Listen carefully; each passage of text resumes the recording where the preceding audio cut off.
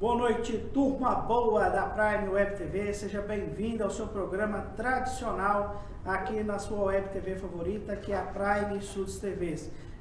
Na noite de hoje, o programa Trocando em Miúdos tem a honra de receber Vera Lúcia, ela que é do PSTU e já foi candidata à presidência da República do Brasil.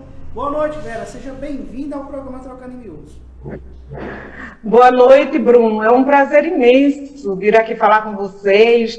Diretamente, eu estou aqui em São Paulo falando com vocês aí no Centro-Oeste, aí em Rio Verde. Como o Bruno estava me dizendo agora há pouco, né, a internet não tem fronteira e isso ajuda bastante a comunicação. É um prazer imenso conversar com o público dessa emissora de web TV. Tá certo.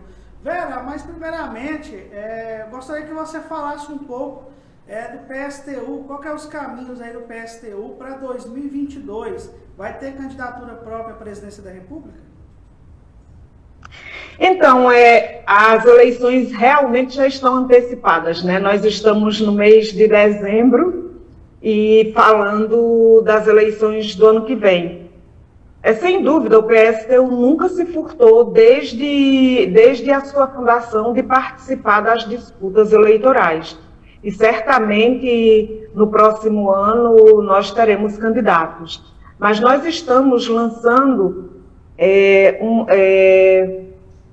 um polo socialista e revolucionário que é um polo mesmo de organizações distintas da classe trabalhadora.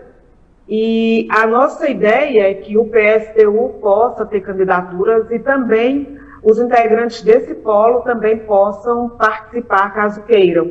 E por que nós achamos isso importante? Porque as eleições vão acontecer no ano que vem e, como a gente sabe, ela é toda controlada pelo poder econômico. A vida da classe trabalhadora, via de regra, não muda com as eleições, né? Só aqueles que ganham e seus grupos econômicos que estão por trás disso, que financiam essas candidaturas, saem ganhando diretamente com isso.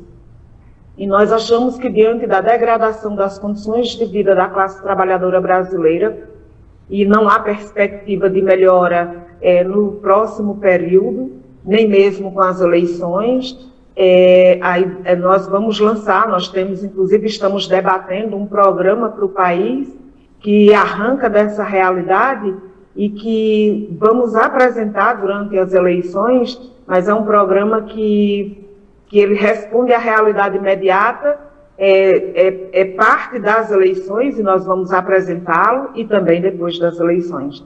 Mas a nossa ideia é que a gente possa disputar juntamente com os companheiros e camaradas que fazem parte desse polo revolucionário e socialista que nós estamos organizando no país. Tá certo, você falou uma coisa interessante aí, que as eleições, elas ditadas pelo poder econômico, isso é uma realidade. Geralmente compram cadeiras lá das bancadas temáticas no Congresso Nacional, compram seus candidatos a governadores, à presidência da República, geralmente os grandes bancos financiam os 3 primeiros colocados sempre das campanhas presidenciais. Como é que podemos romper esse sistema, visto que o Bolsonaro ele deixa um sinal até de esperança para as pequenas candidaturas? Entende-se que até então acho que ele não tinha esse apoio desse capital financeiro nas eleições em si, mas ele recebeu depois que ele foi empossado. Depois que ele ganhou a eleição, ele se atrelou a esse mercado financeiro, a esse poder econômico. Mas como que faz os pequenos candidatos, as pessoas que têm boas intenções com o Brasil, mas que não têm o grande poder econômico, para ajudá-las a tornar presidente da República e implementar um projeto que ajude toda a população brasileira? Olha, só tem um caminho, que é o da classe trabalhadora, que é majoritária nesse país, e do povo pobre. E aí nós estamos falando, quando nós falamos da classe trabalhadora, nós estamos falando daqueles que estão trabalhando, daqueles que estão desempregados, daqueles que estão no subemprego, dos que estão na informalidade. Estamos falando dos negros e negras, consequentemente, que são os mais empobrecidos da classe trabalhadora brasileira. E também estamos falando dos indígenas, estamos falando dos trabalhadores, seja do campo, seja da cidade, e da juventude, que pela realidade dada, a perspectiva de futuro é para muito poucos. Isso tudo só muda com esse conjunto essa parcela da sociedade, ou seja, o conjunto dessa classe trabalhadora organizada. Organizada, a gente consegue não só eleger um presidente do país, a gente pode mudar, inclusive, o próprio sistema social, que pela sua natureza de busca desenfreada do lucro, passando por cima das pessoas, da classe trabalhadora, passando por cima do meio ambiente, em detrimento de qualquer coisa. O que conta mesmo é que o balancete, a cada trimestre, a cada semestre, no final de cada ano, esteja apontando uma seta sempre para cima. E nesse meio, mesmo agora em meio ao caos, grandes empresas têm lucrado bastante. Então, se a classe trabalhadora ela se organiza, ela pode garantir romper com essa realidade. Fora disso, é muito difícil. E mesmo para essa classe se organizar, também é muito difícil. Veja, porque tudo é montado para funcionar exatamente como funciona, né? A legislação eleitoral privilegia os grandes partidos. As grandes empresas financiam os grandes partidos. Os meios de comunicação, os grandes veículos de comunicação também privilegiam as grandes candidaturas, ou seja, impede de que o conjunto da população brasileira tenha acesso, possa conhecer de fato todos aqueles candidatos que estão concorrendo. E aí fica uma disputa bastante desigual, desleal e, consequentemente, favorecendo os grandes partidos, as chamadas grandes candidaturas, entre aspas, porque tem esse privilégio. E mesmo o Bolsonaro não tendo sido, de antemão, financiado por grandes bancos, grandes empresas, o fato dele ser uma figura bastante controversa e já ser um parlamentar de muitos anos, de décadas, né? Ele ficou quase 30 anos como deputado federal, bastava ele espirrar e ele aparecia nos veículos de imprensa, né? De comunicação de massa. E isso facilita absurdamente qualquer coisa. É diferente, por exemplo, de nós que não temos acesso aos debates. Bolsonaro não foi, porque foi uma escolha dele. E não ir ao debate, inclusive, era uma forma dele garantir o seu marketing. E nós somos impedidos de participar de tudo isso. Então, nós não temos condições econômicas e nem temos acesso aos meios que garantem a visibilidade para o conjunto da classe trabalhadora, porque o programa que nós apresentamos é um programa que é para nós mesmos, porque nós não estamos falando para uma classe alheia a nós. Nós somos integrantes dessa classe. O programa que nós apresentamos arranca da realidade que nós vivemos e apontamos as saídas para solucionar os problemas que são nossos. Isso, consequentemente, também se confronta diretamente com os interesses tanto da grande burguesia nacional e internacional, e para esses setores não interessa divulgar candidaturas como as nossas. Facilitar a vida da gente jamais. Eles não facilitam. Agora, a gente pode mudar. Pode, sim. É difícil, mas pode. Nada é impossível de ser mudado numa sociedade. É custoso, demorado, dá trabalho, mas tem como. Mas tem, tudo tem jeito. Tudo tem jeito. Tá certo. Vera, como é que você está avaliando o comportamento da oposição ao governo Jair Messias Bolsonaro? Todo mundo fala que o governo é uma tragédia, que o governo é isso, que o governo é aquilo, e realmente é. Mas só ontem a bancada do PT no Senado votou 3 matérias, todas alinhadas ao governo Bolsonaro. Aprovou a indicação do André Mendonça ao STF, votou a favor da PEC dos precatórios e votou também a favor do orçamento secreto. Que oposição é essa que o PT faz ao governo Bolsonaro? Então, não só o PT, né? Todos os outros partidos, inclusive de esquerda ou de direita, que romperam com Bolsonaro, se diz fazer oposição a Bolsonaro, mas Bolsonaro é um presidente que todo mundo sabe que é completamente averso às necessidades da maioria da população, tanto é que ele é um governo genocida, tem provas disso, é um governo corrupto, tem provas disso, é um governo que vive organizando o tempo inteiro o fechamento desse regime por um regime militar, ele também não faz segredo disso, e todos que sabem disso dizem ser contra, mas não movem uma palha de fato para tirar esse governo, porque razão para ele ser impedido de governar esse país tem. Possibilidade de tirar pelas vias institucionais não é o que se busca, tanto é que o presidente do Congresso, da Câmara de Deputados, tem mais de 100 pedidos de impeachment que estão todos no colo dele, ele nunca colocou nenhum em votação, e é uma prerrogativa, o que é um erro.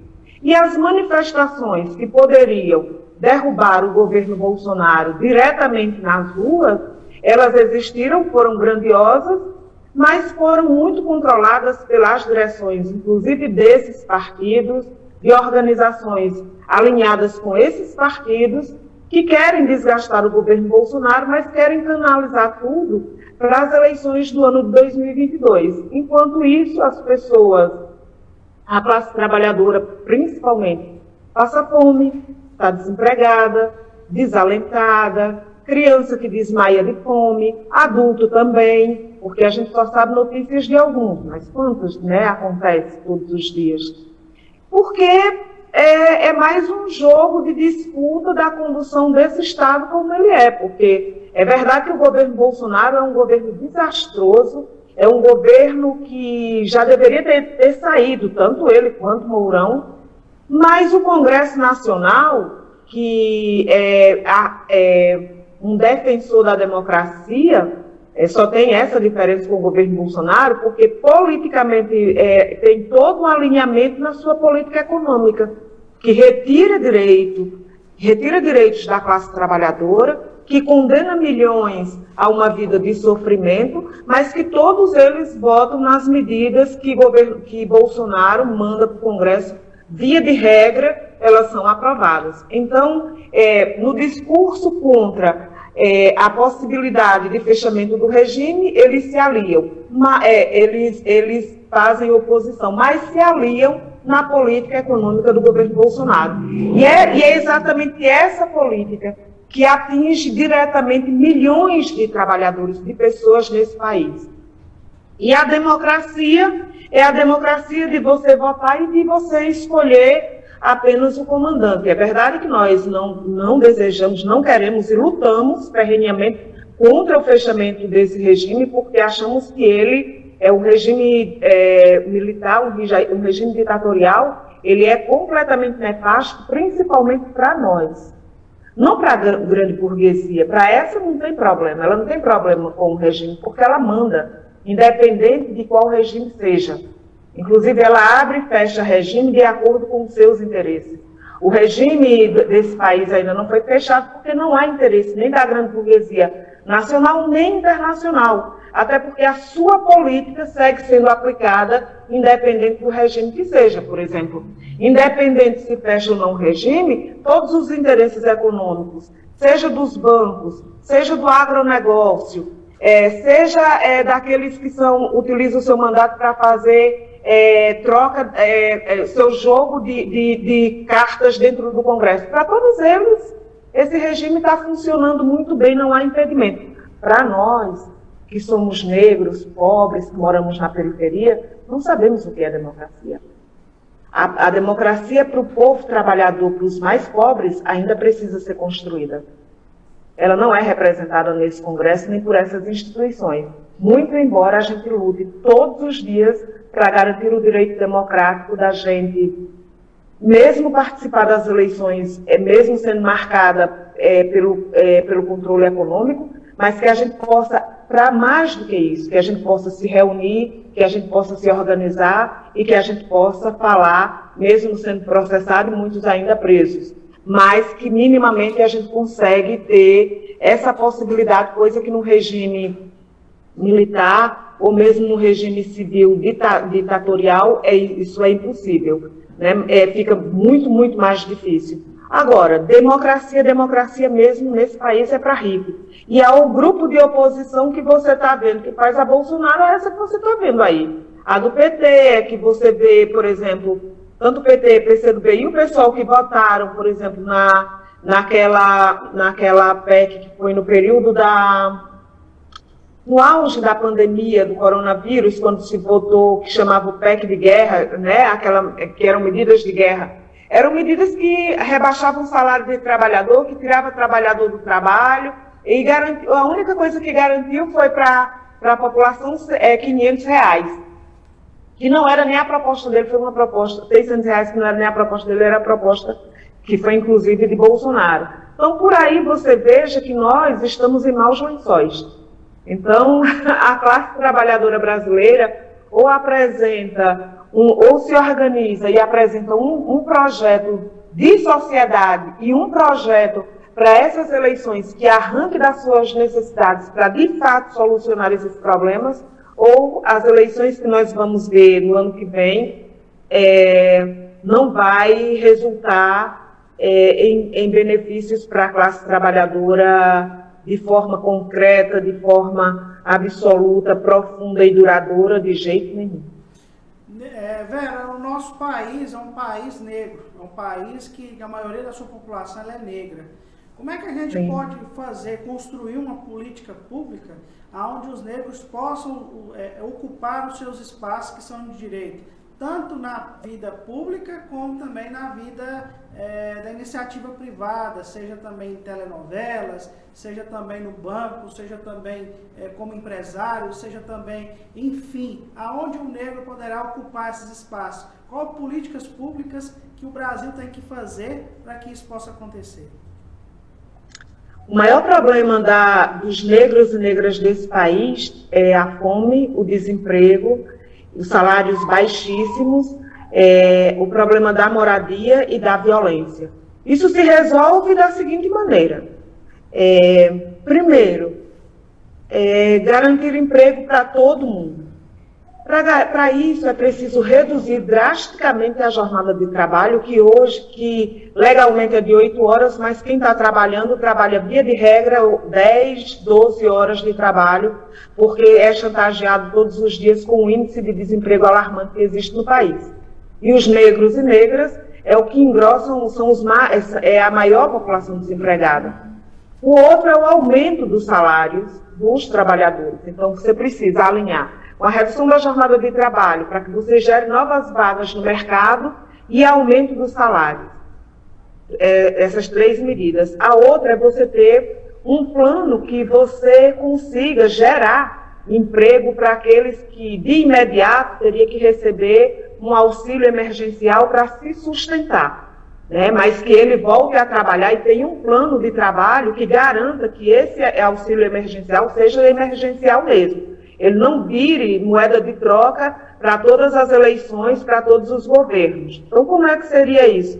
Por exemplo, seria no mínimo um salário mínimo e esses desempregados e esses do auxílio emergencial tivessem isenção das taxas de energia, de água, o acesso ao gás, e no meio disso tivesse um plano, tem que ter um plano que gere emprego. Um plano que gera emprego, um plano de obras públicas, porque o que fazer não falta, né? O que fazer não falta.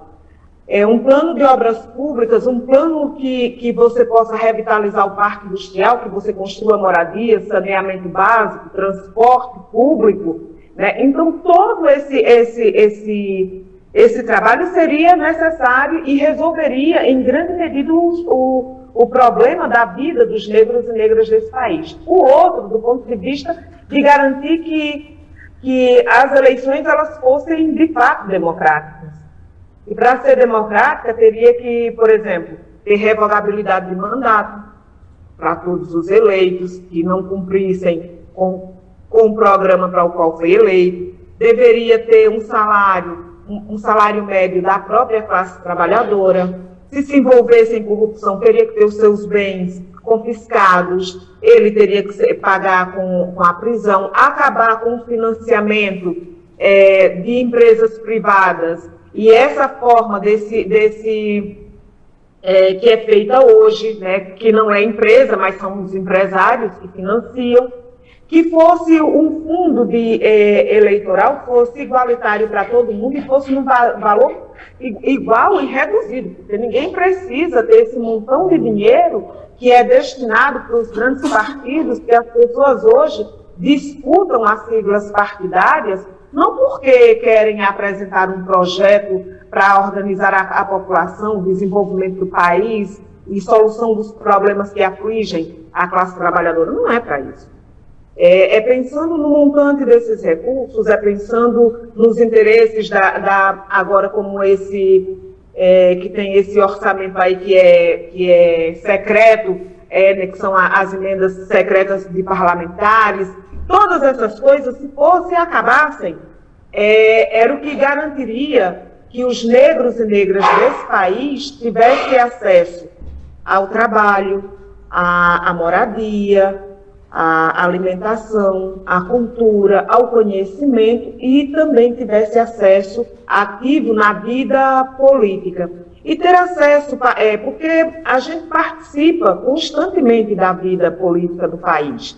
Os negros, eles discutem e eles lutam pelo direito de titularização de suas terras, lutam por moradia, estão lutando para que não sejam mortos, lutam para ter acesso às universidades, lutam por educação e saúde pública. Então, participação ativa tem. O problema é que essas reivindicações elas não são levadas em consideração por nenhum governante desse país, porque eles não governam para nós.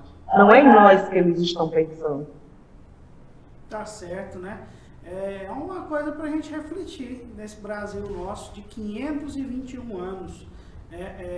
Como é que a gente pode inserir mais os nossos irmãos e irmãs negros aí na nossa realidade, no nosso dia a dia, porque eles merecem também ocupar os grandes espaços e os grandes destaques nacionais também, e a gente tem que pensar nisso diariamente, sim. Mas, Vera, recentemente o Brasil participou da COP26. O ministro do Meio Ambiente foi lá e fez uma meta lá que vai reduzir em 50% o metano em até 2036. Só que ele esqueceu de combinar isso com estados e municípios. Eu acho que ele não fez essa política com as secretarias municipais e estaduais de meio ambiente para ver que cada cidade brasileira, ou cada estado brasileiro poderá contribuir para que o Brasil possa atingir essa meta de redução de CO2 e de metano. Essa política ambiental brasileira, desde lá atrás até agora, é uma política mentirosa, né, Vera? É uma política fajuta, uma política que não é verdadeira, e também a gente tem que ficar um pouquinho com o pé atrás também, com essa pressão internacional sobre também essa preservação ambiental, porque os gringos só se preocupam com a Amazônia, mas parece que o Brasil não tem um bioma cerrado, não tem a pradaria, não tem a Mata Atlântica, não tem a Caatinga, não tem que preservar os outros biomas não, é só o bioma Amazônia. Por que essa preocupação internacional em cima do Brasil, em cima da Amazônia, e esse desleixo do Brasil em cima da pauta ambiental? Não só desse governo, mas de governos passados também que passaram e que não fizeram nada pelo meio ambiente. Olha, o problema do meio ambiente, a preservação do meio ambiente nos marcos do sistema capitalista é falácia. Falácia. Tanto esse ministro quanto todos os outros sempre degradaram o meio ambiente para atender à avidez de lucro das grandes empresas. Por exemplo, as queimadas na Amazônia, que sempre existiram e agora aumentaram, para o aumento das fronteiras agrícolas. Todo mundo sabe disso. Agora, também as indústrias que poluem o meio ambiente, que acabam com os rios, a exemplo da Vale do Rio Doce, a exemplo de várias indústrias, né? Várias. Pegue a Petrobras, a indústria de petróleo, não só a Petrobras, mas as indústrias de petróleo e as indústrias existentes no país, todo mundo sabe que o problema do meio ambiente é um problema das grandes empresas, das grandes indústrias do agronegócio. Todo mundo sabe que esse é o grande problema. Bom, e a grande preocupação da burguesia internacional, das grandes empresas internacionais e governos, não é necessariamente nem com a preservação da Amazônia, nem dos indígenas. Na verdade, o que existe hoje é a concorrência entre dois setores para ver de que forma você pode explorar a Amazônia para os interesses capitalistas. Esse interesse agora é capitalista, de degradação do meio ambiente, de extrair, de utilizar-se da natureza de forma predatória, e aqueles que vêm dizendo que vão preservar a natureza também é para explorá-la voltados para os seus interesses econômicos também. Então, vai continuar explorando do mesmo jeito, pode ser de uma outra forma que você vai utilizar a natureza, mas, via de regra, ela não consegue dar conta da avidez de lucro do capitalismo. Porque o sistema capitalista ele é um sistema que ele funciona com tudo muito voltado para o imediato. A natureza ela não consegue acompanhar esse ritmo. Né? E você veja que essa avidez de você o tempo inteiro estar extraindo e se utilizando dela de todas as formas, bate no seu limite e é de uma forma que não atende aos grandes interesses da humanidade, mas atende aos interesses privados dos grandes grupos econômicos. Então, por exemplo, mesmo aqueles que querem agora, que se dizem que vão preservar a Amazônia, e que querem somente preservar isso, porque é daí que eles querem extrair toda a riqueza, a diversidade de riquezas existente aí, mas não é para garantir condições de vida para a população brasileira. É ainda voltado para os interesses dos grandes capitalistas. E em sendo assim, pela própria natureza, ela não consegue atender a essa avidez de lucro, nem esses agora e nem os outros. Porque, na verdade, o que estão disputando agora, quais são as grandes fontes energéticas, digamos assim, que vai mover o mundo. Se é a energia suja ou se é agora através da energia limpa. Então, os grandes grupos econômicos que estão investindo nesse setor estão concorrendo com esse outro, mas você veja, todos eles, nenhum está pensando na natureza. Estão pensando em como lucrar através de uma nova forma de exploração dessa mesma natureza. Então, para nós, não interessa. E aí, tanto os indígenas quanto os negros, posso lhe dizer uma coisa com toda segurança, nós não temos nada que o capitalismo tenha nos dado. Porque esse sistema social, ele se desenvolveu aqui nas Américas principalmente, através da dizimação dos indígenas, dos povos indígenas, do genocídio dos indígenas, de tomarem as suas terras, e nós, os negros, que fomos arrancados dos nossos países no continente africano para vir para cá trabalhar na condição de escravos. E assim ficamos por 380 anos. E depois, quando fomos tirados das senzalas, fomos jogados sem terra, sem casa e sem trabalho, e hoje somos aqueles que vivem em piores condições. E agora os indígenas estão passando por um novo momento, que é o dessa demarcação, dessa nova demarcação do chamado marco temporal, que na verdade é uma nova ofensiva contra os povos para que as mineradoras e o agronegócio possam se apropriar dessa riqueza que ainda está preservada por esses povos. Então você veja, tudo isso é para interesse das grandes indústrias, das grandes empresas capitalistas, tanto nacional como internacional. Agora, a burguesia brasileira, ela é covarde, ela é mesquinha, ela é cruel para dentro, mas ela é serviçal para fora, porque ela é parte integrante tanto dessa que destrói agora, como dessa outra que quer preservar. E ela ganha dos dois lados, porque para ela o que interessa é ter o seu quinhão, que do ponto de vista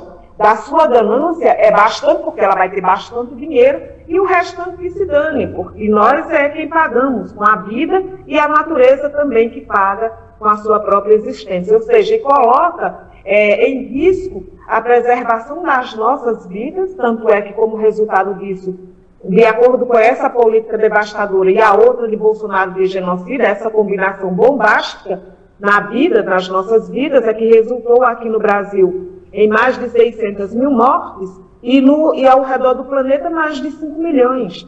pela Covid-19. Então, nós estamos falando de um sistema social que ele não garante nem as condições de sobrevivência e nem de vida digna para a maioria, nem do povo brasileiro e ao redor do planeta de toda a humanidade. De mais 2/3 da humanidade hoje tem a sua realidade comprometida por esse sistema social. Então, está mais do que na hora da gente criar as condições para que ele seja destruído, seja construída uma outra forma de organização e de utilização dos meios que a natureza nos oferece. De uma forma que seja para atender os interesses, as necessidades da humanidade, com toda a tecnologia já desenvolvida até aqui, que se desenvolva novas, mas que ao mesmo tempo respeite a vida humana e respeite também a natureza. Isso é perfeitamente possível, isso só não pode se fazer combinado com o lucro. Tá certo, né? Na noite de hoje a gente está conversando com a Vera Lúcia, ela que foi candidata à presidência da República aí já por várias oportunidades do Brasil pelo PSTU, né? Partido Socialista Trabalhista Unificado, né? Contra burguês, vote 16, esse é o PSTU, né? Vera, a gente está vendo aí as articulações aí, tanto do PSDB com suas prévias, umas prévias malucas, né? Que é o Dória acabou vencendo essas prévias, é o candidato escolhido do PSDB para perder as eleições. Então, o Dória que foi escolhido pelo PSDB para perder as próximas eleições. E aí a gente vê o Podemos trazendo um juiz suspeito para ser candidato à presidência da República, né? A gente vê o PDT aí insistindo muito na candidatura do Ciro, mas parece que não tem apoio nem interno do próprio partido. Muitos deputados, muitas pessoas do PDT não apoiam o próprio Ciro Gomes. E aí a gente vê a figura do Lula, parece que o Lula não está tendo problema com essa candidatura dele, parece que ele está bem tranquilo, bem favorável. O Bolsonaro filia ao Partido Liberal, que foi um partido que indicou o vice do Lula lá em 2002, e aí era a base do governo Lula, e agora já não é, já é base do governo Bolsonaro. Como é que você está vendo aí essas articulações para 2022? Você acha que as pesquisas realmente mostram a realidade eleitoral de momento? Você acha que o Lula vai conseguir chegar com facilidade no segundo turno aí? Ou contra Moro, ou contra Bolsonaro, ou contra Ciro Gomes? Olha, se as eleições fossem hoje, pelas pesquisas que estão colocadas, ele tende a ir para o segundo turno, e pelas pesquisas que também estão colocadas, seria com Bolsonaro essa disputa no segundo turno. O problema é que as eleições vão ser ainda no ano que vem, né? E daqui para lá muita coisa pode mudar. Agora, de tudo isso que você está vendo, esse jogo de cadeiras, né, essas disputas das cadeiras, essas articulações que estão se fazendo para se apresentarem as chapas, como nós estávamos conversando agora há pouco, Lula é o candidato que eu não tenho muito esse problema das pesquisas. As pesquisas melhoraram muito nos últimos tempos e, de certa forma, ela traduz em grande medida, não na sua totalidade, mas tenta, de forma aproximada, atender aquilo que ela apresenta. Mas, velho, sobre essa questão das pesquisas, essa semana que passou mesmo, todo santo dia tinha uma pesquisa eleitoral diferente, um instituto diferente. E a gente sabe mais ou menos que uma pesquisa eleitoral aí, das mais simples, ela vale R$1 milhão. Quem que é o doido que está rasgando todo santo dia R$1 milhão para fazer pesquisa eleitoral no Brasil? Você acha que não é o mercado que está usando pesquisa eleitoral para manipular o eleitor? Com certeza. O grande mercado tem interesse nisso. Na verdade, o mercado está por trás de tudo, né? Porque os grandes candidatos têm por trás de si, tanto Lula, Bolsonaro, todos os outros têm um mercado atrás de si. Agora, tem institutos de pesquisas que são mais ou menos sérios, que mais ou menos se aproximam. Agora, as pesquisas também, elas induzem, né? Porque existe toda uma cultura de que votar em quem está ganhando. Então, se está ganhando, você tende a concentrar toda a disputa em 2, 3 candidatos e todo o resto é meio que sai do foco dessa coisa. Então, as pesquisas também, elas têm isso, e além de ser incentivada pelos grandes veículos de comunicação. Obviamente que todos eles têm empresários atrás de si. Como você mesmo disse, é muito comum que os setores econômicos, os grandes setores econômicos que mandam nesse país, financiam os 3 primeiros candidatos, os 3 grandes candidatos, ou aqueles que estão melhor colocados na disputa pelas pesquisas, e geralmente eles também vão fazendo essa sondagem, mas existe entre eles uma disputa interburguesa também. Veja, a disputa entre Dória e o candidato lá do Rio Grande do Sul, que eu esqueci o nome dele agora, que sempre esqueço. O Eduardo Leite.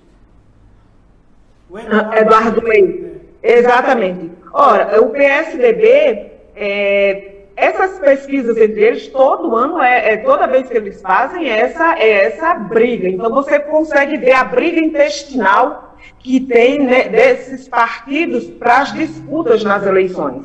Agora, junto com isso, você não esqueça que Alckmin, que é do mesmo partido, está sendo cotado para ser o vice de Lula.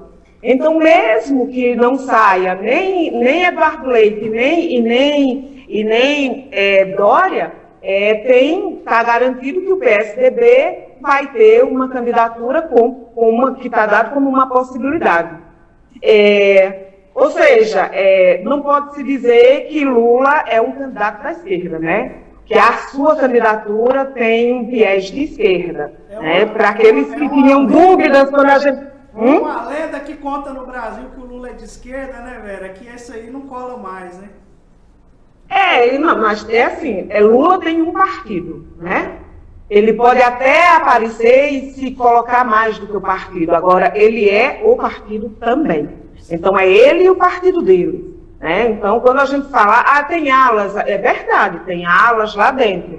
Mas, na hora que se fechar um programa desse, por exemplo, qual é o programa que você vai apresentar, que Lula vai apresentar para a classe trabalhadora brasileira, para a classe operária, que é de onde ele vem, para os setores que ele disse que representa, para os pobres que ele disse que Alckmin, que ele gosta de pobre, né?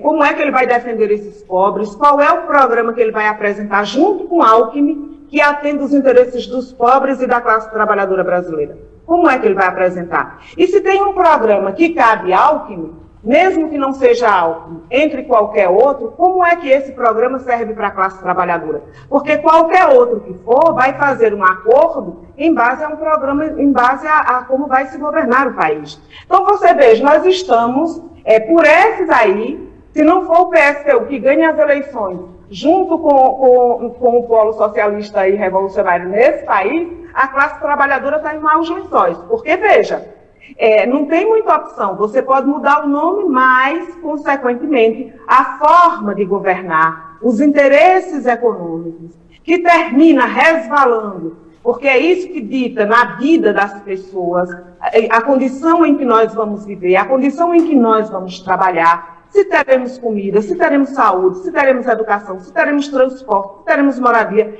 se vai preservar a natureza, quem é que vai sair ganhando com isso? É a classe trabalhadora ou os grupos econômicos que estão apostando nesses nomes, né? Que estão por trás deles, né? Quem está por trás dele, que vai ganhar isso? Então, o que nós estamos vendo é que Bolsonaro, obviamente que ninguém quer um governo desse.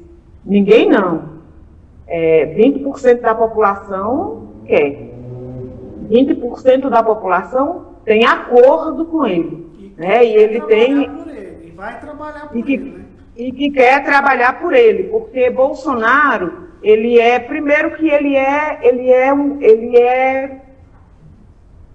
um governo, ele é genocida e ele é hipócrita, porque ele usa da boa-fé das pessoas, ele usa da boa-fé daqueles, e também daqueles que é de certa forma conservadora do ponto de vista moral, mas ele não governa com a moral, porque o que passa no Congresso Nacional são interesses econômicos que atingem a vida tanto daqueles que são evangélicos, daqueles que são cristãos, daqueles que são do candomblé, da umbanda, daqueles que não têm religião, atinge a vida das pessoas e via de regra, da classe trabalhadora. Porque os grandes empresários estão lucrando de rodo nesse país. No meio dessa matança, surgiram novos 23 bilionários brasileiros. Então, não é todo mundo que perde, né? E os grandes interesses que estão por trás disso. Então, Bolsonaro, ele fala que ele é uma pessoa LGBTfóbica, ele é racista, ele é machista, ele é xenofóbico, mas as medidas que ele toma como governo e as medidas que ele toma com o Congresso Nacional pode dificultar a vida dos negros, das LGBTs, das mulheres negras, daqueles que não são religiosos, mas dos religiosos também. Os pastores e as grandes instituições dessas religiões podem sair ganhando, podem. Os evangélicos em si, que tem que pegar um transporte todo dia, que tem que receber salário, que tem que viver, pagar aluguel, pagar água, pagar luz, comprar o gás, comprar comida, para esses a vida não tem melhorado, não. Então, mas ele se utiliza disso. E ele se utiliza em nome da fé das pessoas. E é óbvio que se as pessoas tendem a serem mais conservadoras, e ele lida com isso, e com isso ele lida bem. A outra coisa, e tem um setor que pensa assim, né? Tem um setor que pensa, mas não é todo mundo. Obviamente que pelo que está colocado, ele não ganha as eleições. Agora, ele também está dizendo que, independente de ganhar ou não, ele se mantém no governo. Então, ele continua dizendo e fazendo ameaça. E eu fico besta de ver todo mundo dizendo que ele diz isso, que hoje, por hoje, está dado que ele não tem condições de fazer, mas também nada está dado que ele não possa fazer. Né? Ele pode fazer. Ele pode ser derrotado? Pode. Mas se você pode evitar antes, por que não evita? Por quê?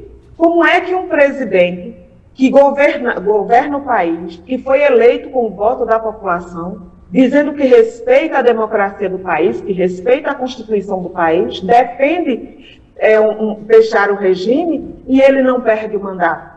Como é que um deputado, porque é presidente da Câmara de Deputados, ele tem mais de 100 pedidos de impeachment na mão e ele não vota a Câmara de Deputados e os senadores para votar e não atende o apelo que a própria sociedade organizada, a sociedade civil organizada, está dizendo que é para tirar esse governo? Por quê? Isso não é golpe. Isso seria o impeachment pelas vias institucionais, que a gente não acredita porque é jogo de carta marcada. Tanto é que está a prova aí. E a outra, a forma de tirar é com o povo na rua. Só que as direções, via de regra, também não estão apostando nisso. E aí a gente diz, não é só as centrais sindicais, porque por trás dessas centrais sindicais tem os partidos que querem levar as eleições para essa disputa e o governo Bolsonaro até 2022. E nós, a gente que se ferre, né, com a inflação lá em cima, com a paridade de preço internacional, que cota dólar, a gente recebe em real, aí o dólar, o petróleo é cotado em dólar, e aí você tem aumento do gás de cozinha, aumento dos combustíveis, aumento dos alimentos. Quem ganha com isso? Os acionistas, os bancos, os grandes empresários, obviamente, e a gente que se ferra. Desempregado, com fome, pagando caro. Então, tanto o sistema capitalista favorece esse tipo privilegia esse tipo de fazer política, privilegia esse tipo de empresas e de política, como esses políticos que disputam também entram no jogo dos próprios interesses econômicos e no vale tudo das eleições que eles dizem, se diz democrático, mas não é democrático para a maioria do povo. Uma coisa que você falou interessante aí foi a da politização dentro das centrais sindicais, e é forte mesmo. Eu sigo a página da FUP, Federação Única dos Petroleiros, eles colocaram lá uma fala do Lula lá, o Lula vai romper com o PPI, Política de Paridade Internacional. Mas não é só o Lula que falou que vai romper com o PPI, o Ciro Gomes também disse isso, mas eles não deram ênfase para o Ciro Gomes, deram ênfase para o Lula. Então, mas também Lula... Mas Lula também disse, quando ele foi candidato em 2002, que ele ia fazer a reforma agrária de uma canetada só. Se Lula tivesse feito a reforma agrária de uma canetada só, tivesse feito nesse país a reforma agrária que nunca foi feita, já que nunca teve uma revolução agrária nesse país, nem uma reforma agrária nesse país, que acabasse com o grande latifúndio, que garantisse terra para quem precisa trabalhar, a vida e as queimadas aí na Amazônia e no Cerrado talvez não estivesse acontecendo. Ele fez? Não, ele chamou os mineiros de heróis. Até hoje, inclusive, ele se gaba bastante de dizer que banqueiro não tinham do que reclamar do governo dele porque nunca tinham ganhado como antes. E é verdade, ele não estava mentindo. Os bancos vão continuar ganhando como ganharam no seu governo anterior? E como é que fica a situação do povo? Não, e outra, sobre esse caso aí, o pessoal ontem ficou indignado com o voto do senador Rogério Correia sobre o orçamento secreto, né? Ter votado e ter sido aprovado no Senado. Mas foi o mesmo Rogério Carvalho, do PT de Sergipe, ele votou a favor da remuneração da sobra dos bancos. Ele foi o relator do projeto que foi aprovado no Congresso Nacional, que é o seguinte: os bancos têm um volume de dinheiro a ser emprestado.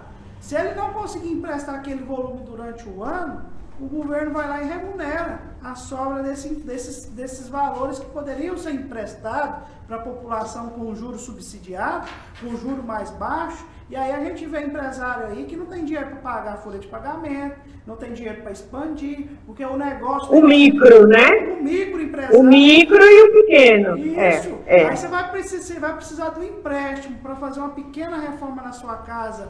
O banco nega, o banco não te libera, e aí o PT vai lá e remunera a sobra dos bancos, velho. Como é que um partido desse me fala que é de esquerda? Não é de esquerda. Não é. E a outra coisa, o Rogério Carvalho, ele foi... Eu morei minha vida quase toda em Aracaju, né? Minha vida quase toda eu morei em Aracaju. Eu conheço bem o Rogério Carvalho. Por exemplo, a privatização da saúde deu um avanço grande no governo do PT e Sergipe foi o, digamos assim, o projeto piloto das fundações de direito privado nos hospitais públicos, que agora são as OS, mas lá é a Fundação Hospitalar de Saúde, que foi na época dele, e que vai depois da base para as EBSE e as OS, entendeu? Então, o Sergipe foi piloto, foi no governo do PT, e ele como secretário de Saúde. Então, para história, a gente... Aí depois o pessoal vai vacinar lá, viva o SUS! Mas o SUS começou começaram a matar o SUS lá atrás, no governo do PT, né? Viva o SUS! Já tinha começado antes do PT, já vinham matando o SUS. Na verdade, o SUS começa a ser atacado desde o momento que ele nasce. E o SUS só é da forma como ele é porque ele não foi criado por nenhum governo. O SUS, ele é resultado do trabalho dos profissionais de saúde pública desse país e da sociedade civil organizada. Esse sistema social de saúde que existe no Brasil foi organizado pela própria sociedade civil e os profissionais de saúde. E que, apesar dos governos, ainda segue existindo da forma que ele está capengando. E, apesar de tudo, foi quem salvou boa parte da população agora no meio dessa pandemia. Porque se não fosse o SUS, a mortandade nesse país tinha sido uma coisa absurda. E nós precisamos defender o SUS. Esse povo não defende o SUS. Como é que você defende o SUS? Privatizando o SUS, cortando recursos que é para o SUS, enquanto você, regiamente, você pode ver, pode morrer gente de rodão, pode faltar dinheiro para a saúde, para a educação, para transporte, para tudo. Não falta recursos. Nem para pagar os salários dos grandes do Estado, que são ministros, os grandes cargos e os cargos públicos dos mandatos, e nem para pagar a dívida, que uma dívida que rola, que quanto mais a gente paga, mais deve, que é o raio dessa dívida pública. Vera, para a gente ir para os finalmente, eu tenho um grande medo de que nessas eleições de 2022, o Brasil não seja discutido como se deve ser discutido. Porque eu vejo o Lula um pouco amargurado pelo período que ele ficou preso, então ele está tentando limpar essa aura de corrupção que ficou impregnada nele. Aí o Sérgio Moro lança a candidatura, que é o cenário dos sonhos para o Lula, porque o Lula quer desmascarar ele em debate presidencial em cadeia nacional de rádio e televisão, e aí vai ficar aquela briga de egos entre Lula e Moro, e aí o Bolsonaro vai ficar ali só assistindo e não vai responder nada sobre a sua má gestão na presidência da República. Como é que você vai ver, como é que você vê aí os debates para 2022? Será que Lula e Moro vão ficar lavando roupa suja, Bolsonaro vai ficar quieto no cantinho dele, ninguém vai questionar o Bolsonaro? Como é que você vai ver esse cenário aí? Para mim, é um cenário de filme de terror. Olha só, primeiro que Moro não é melhor que Bolsonaro. Tanto é que ele foi ministro. A mesma coisa. Ele é aliado e ele tem o mesmo viés político e ideológico de Bolsonaro. A mesma matriz e ele, econômica. A mesma matriz. Inclusive saiu uma charge que eu achei bem interessante, né? Que depois eu lhe mando, que eu recebi ontem, né? Como se ele fosse uma nova face, né? Do governo Bolsonaro. Em certa medida é sim. É desse jeito. E a outra coisa é que você vai ver que vão ser eleições que, em sendo marcadas pelo poder, como nós dissemos antes, pelo poder econômico, elas não serão democráticas. Não serão democráticas. Nós veremos tudo nessas eleições. Desfilar de tudo, menos democracia.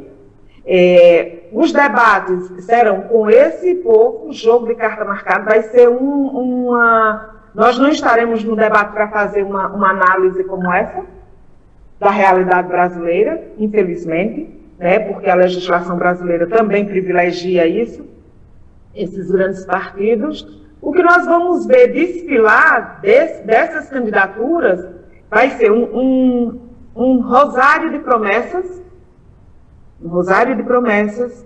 que vai enganar a população, porque as pessoas querem ter uma vida melhor e elas querem buscar a melhor forma e de forma mais fácil também. E é compreensível que seja assim. Também não é as pessoas...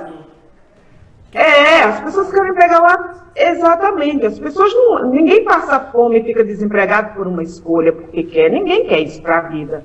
Elas acham sinceramente que vão resolver o seu problema e que aquilo vai ser solucionado. Eles acreditam nisso. E podem ser ludibriados mais uma vez. Eu vou dizer, olha, ou a gente ganha as eleições e muda de vez esse país, ou o que nós vamos ver vai ser, de fato, esse circo de horrores que você está nos dizendo aí, durante as eleições, e o pior vai ser depois dela. Tá certo. Vera Lúcia, eu gostaria de agradecer você pela disponibilidade de estar conversando conosco aqui no dia de hoje. Deixar as portas da Prime e do programa Trocando em Miúdos sempre abertas para você e para toda a turma boa do PSTU. Sempre quiser comunicar com a nossa população, com a nossa gente, pode chegar, que vocês sempre serão bem-vindos aqui no nosso programa. Como eu te disse, a internet não tem divisão geográfica. A gente fala do Oiapoque ao Chuí, do leste ao oeste desse país, do mundo também, e que a gente possa, assim, levar as bandeiras de todos os partidos políticos, sejam dos maiores, sejam dos menores, porque esse é um espaço democrático. Muitíssimo obrigado. Aí sim. Obrigada a você, Bruno, pela paciência da gente encontrar uma data. Obrigada ao seu público, aos internautas. Espero que a gente se encontre outras vezes. Pode deixar que sempre que for que a gente precisar, a gente vai bater na porta, não se preocupe, e com certeza vamos nos encontrar mais vezes. Muito obrigada pela receptividade e pela oportunidade da conversa. Tá certo. Então essa daí, a Vera Lúcia, já foi candidata à presidência da República do Brasil pelo PSTU. E agradecer você, meu amigo internauta, que esteve conosco aqui até esse momento, aqui no nosso programa Trocando em Miúdos. A gente já vai sair de férias, a gente vai entrar no nosso recesso e a gente vai fazer uma reapresentação de grandes entrevistas durante esse ano. A gente entrevistou também o José Maria Mael, também entrevistamos o Carlos Lupe, entrevistamos também o Major Vitor Hugo, também deputado federal. Então a gente vai repercutir essas entrevistas, delegado Valdir, a gente vai reexibi-las nas próximas semanas. E aí eu peço que você curta, compartilhe, ajude a programação da Prime a continuar a crescer.